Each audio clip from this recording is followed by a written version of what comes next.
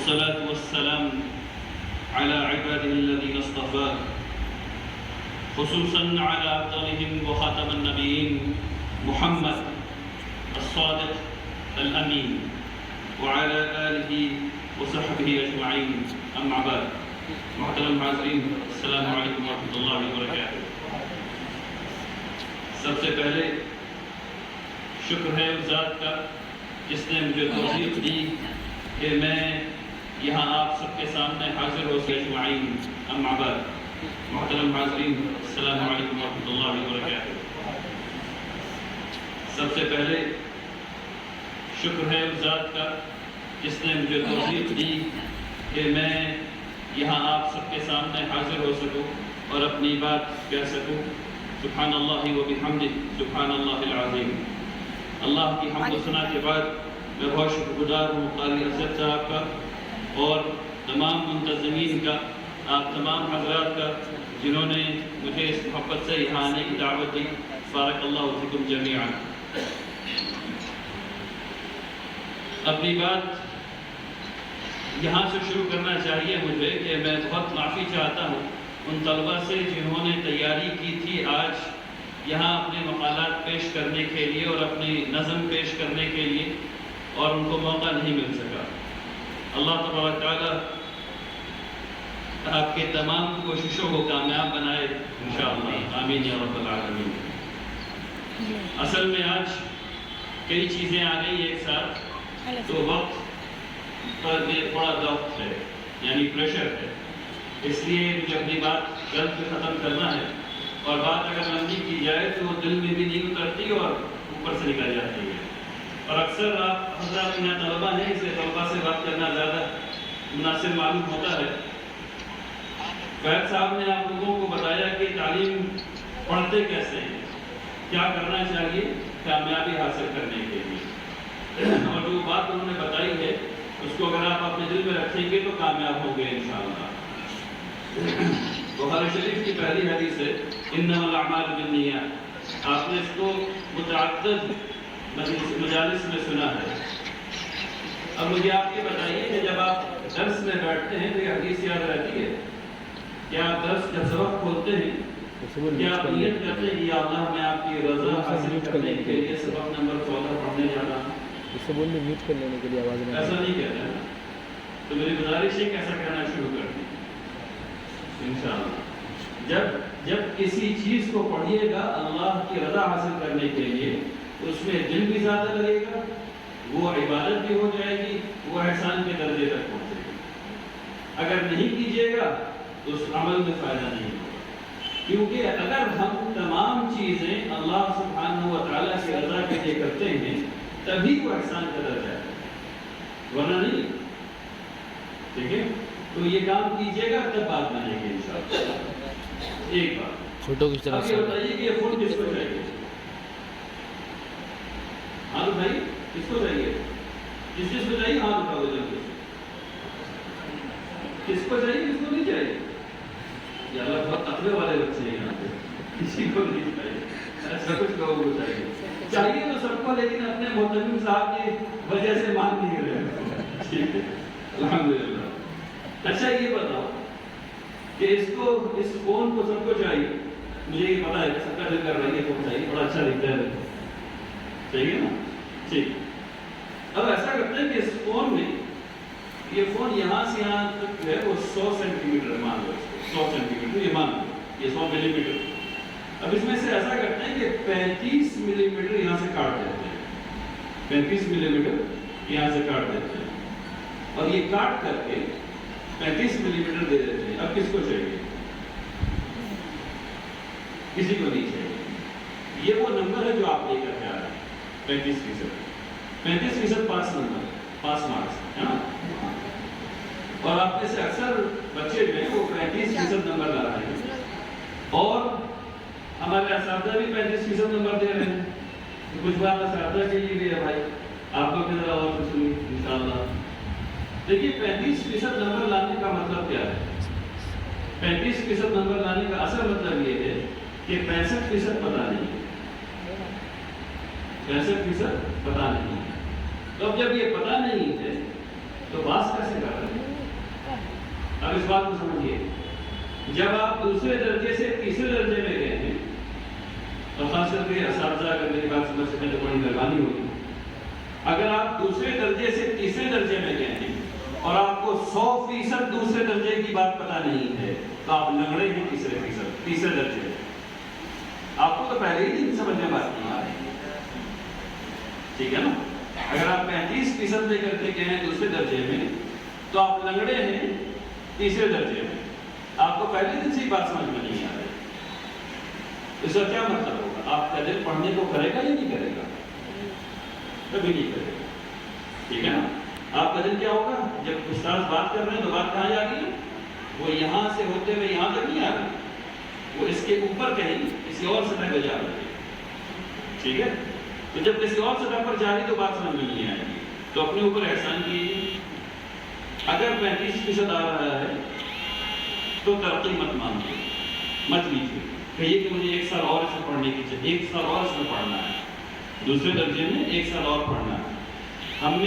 جب ہم لوگ اس عمر میں، ہندوستان میں اس عمر میں جب بچے ہوتے ہیں تو بچے اور ان کے والدین کو پتہ نہیں کیوں عمر کے بارے میں بڑی فکر ہوتی ہے. 1 سال فیل کر جائے گا بچہ، فیل کر جائے گا تو کیا ہوگا؟ کبھی ایسا ہوا ہے کہ 1 سال کا بچہ جب چلنے لگا ہو اور گرا نہیں ہو، اور کبھی ایسا ہوا ہے کہ گر گیا ہے تو اس کے بعد اس کے والد نے کہا ہو یہ تو گر گیا، اب اس کو اٹھنے کا کوئی حق نہیں، اس کو گرا نہیں ہے. کبھی ایسا ہوا ہے؟ کبھی نہیں ہوا ہے. ابھی بھی اٹھ گیا، ٹھیک ہے نا؟ تو یہی کام آپ لوگوں کو کرنا ہے، اساتذہ کو بھی اور آپ کو بھی. اگر 100% نمبر نہیں آ رہا ہے، اگر 100% نمبر نہیں آ رہا تو کچھ غلط ہے، ٹھیک ہے نا؟ آگے مشکل آنے والی ہے. اساتذہ سے بات یہ ہے کہ اگر ہدف جو متعین ہے درس کا، اگر اس سے زیادہ مشکل سوالات بنائے جا رہے ہیں تو مشکل ہے. ہدف جو ہے درس کا، اگر اس سے زیادہ مشکل سوالات بنائے جا رہے ہیں یہ دیکھنے کے لیے کہ کس بچے کی آنکھ میں چمک ہے تو وہ غلط ہے. ہدف پر متعین سوالات ہونے چاہیے. اگر اس کو آ گیا تو پتہ ہے، نہیں آیا تو نہیں پتہ ہے. بات جب ایسا ہوگا تو تعلیم بھی اچھی ہوگی، بچوں کو مزہ بھی آئے گا، سمجھ میں بات آئے گی اور تعلیم اچھی بھی ہوتی جائے گی انشاءاللہ. بات سب کی سمجھ میں آ گئی؟ الحمدللہ. تو اب کرنا کیا؟ 35 نمبر لانا ہے یا 100 نمبر لانا ہے؟ انشاءاللہ. ٹھیک. اب چند باتیں مختلف موضوع پہ، اس کے بعد انشاءاللہ ایک بات سمجھ میں آ گئی. دوسری بات یہ ہے کہ کسی بھی مواد کو سمجھنے کے لیے کئی مرحلے کی ضرورت ہوتی ہے. چند کلمات میں بھی کہوں گا، اگر آپ لوگ اس کو لکھ لیں کہیں پر اور اپنے عام زبان میں ان الفاظ کے استخدام شروع کریں تو اس سے بہت فائدہ ہوگا. سب سے پہلا مرحلہ تعلیم میں تذکر ہے، یعنی آپ یاد کرتے ہیں چیزوں کو. آپ اسم ہے اور اسم کے بارے میں آپ یاد کرتے ہیں کہ اسم کی یہ تعریف ہے، ٹھیک ہے؟ ایک آدمی لکھ لیں گے، پھر باقی سب لوگ آپس میں شیئر کر لیجیے گا. دوسرا مرحلہ اس کا کیا ہے؟ فہم، اس کو سمجھنا، اس کی تعریف کو سمجھنا. اکثر یہاں پہ پڑھائی رک جاتی ہے، اکثر یہاں پہ پڑھائی رک جاتی ہے. اس کے اوپر کا مرحلہ جو وہ ترتیب ہے. یہاں پر کچھ چیزیں ہوتی ہیں، یعنی جب آپ نے جو چیز سمجھ لی ہے اب اس کو آپ اپلائی بھی تو کریں گے نا. آپ دیکھیں گے نا کہ آپ کو سمجھ میں آئی کہ نہیں سمجھ میں آئی. اس کے اوپر کا مرحلہ جو ہے وہ تجزیہ ہے، یعنی اگر یہ چیز ہے تو یہ کیوں ہے اور کیسے کام کرتی ہے. اس کے اوپر کا جو مرحلہ ہے وہ تحلیل کا ہے.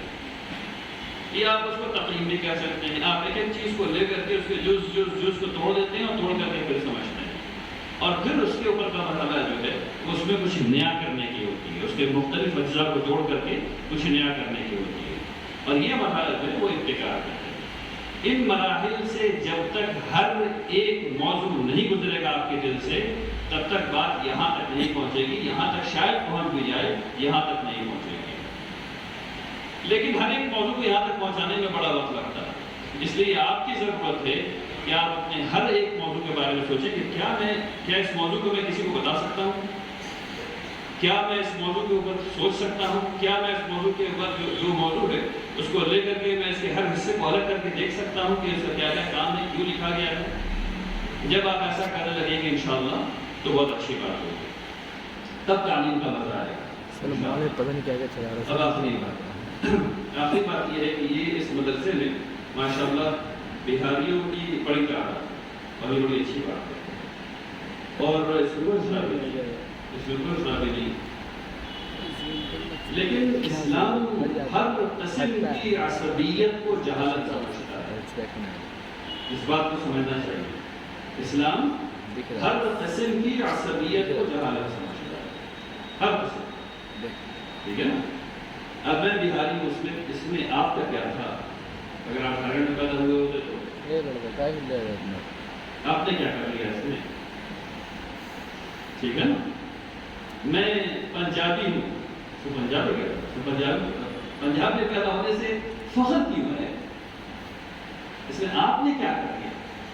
ہاں آپ یہ کہیں میں بہاری ہوں، اس کا اصل مطلب یہ نکلتا ہو کہ آپ اپنے گھر کو صاف رکھتے ہیں، آپ اپنی مسجد کو صاف رکھتے ہیں، مسجد میں پنکھا چل رہا ہے اس کو صاف رکھتے ہیں، مرکری کے اوپر جو گرد جم جاتی ہے ہر مہینے اس کو پوچھتے ہیں، دیوار کو صاف رکھتے ہیں، مسجد میں جھاڑو دیتے ہیں، اور اس کا مطلب ہوتا ہے بہاری ہونا، تو بارک اللہ فیک، بہت اچھی بات ہے۔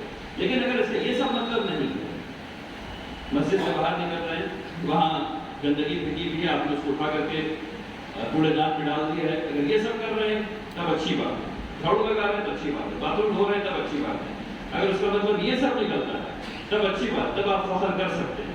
لیکن اگر اس کا مطلب صرف یہ نکلتا ہے کہ ہم بہاری سے چڑھے ہیں تو وہ بات نہیں چلتی، ٹھیک ہے نا؟ وہ عصبیت ہے، وہ جہالت ہے، ٹھیک ہے نا؟